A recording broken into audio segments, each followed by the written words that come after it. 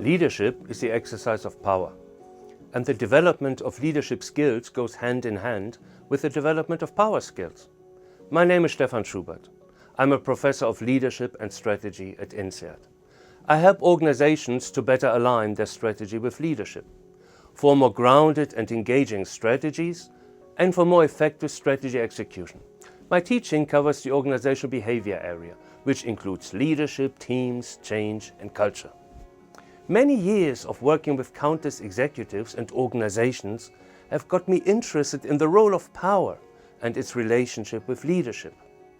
I want to demystify the concept of power and help executives engage with it more effectively and in alignment with their values. To put it simply, power is needed to get things done. Which leader is not saying, "I want my people to feel empowered"? Yet I often hear executives complain that they do not have enough power to do their job.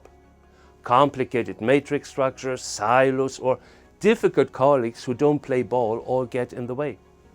That's why I have developed the power triangle as a tool to identify the sources of power in organizations and a roadmap for tapping into them.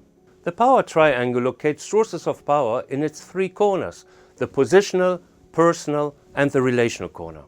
And then there's the center of the triangle, which is connected to all the corners. The center represents power as a source of yet more power. I see many executives focus on seeking more positional power without realizing how much more effective they could be by activating sources in the other two corners or in the center. We can all easily have more power than we think, and we all tend to needlessly give away too much power, and then we wonder why we are stuck. Recognizing sources of power is the first step towards enhancing power skills. But we also need to understand power transmitters, like internalization or identification. These are the psychological processes through which power works. Then there are power tactics, or different ways how executives employ their power, for example to order, reward, or sanction.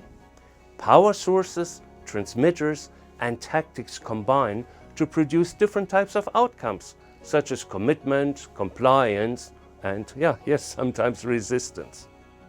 There's an old saying that power corrupts, but this is too simplistic.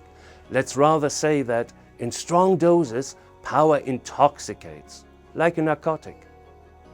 Those who feel very powerful may experience similar effects like a driver under the influence.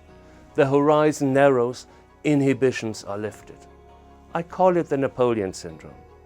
The more powerful we feel, the more we tend to take ourselves as reference point, and the less we are inclined to listen to others, which can have potentially damaging consequences. I help executives become aware of this danger and explore ways to prevent or minimize it. In my work, I love to combine a broad range of materials and formats: research, case studies, role-play movies, online simulations, and virtual reality. All of these serve the same purpose: helping executives identify and manage their power. Context matters, of course. Some sources of power are more prominent in some parts of the world compared to others. Similarly, artificial intelligence, AI, affects the relative importance of sources. However, the underlying mechanics of power are both universal and stable. They don't change. They never have. You want your leaders and your organization to achieve more? Let's have a conversation about power.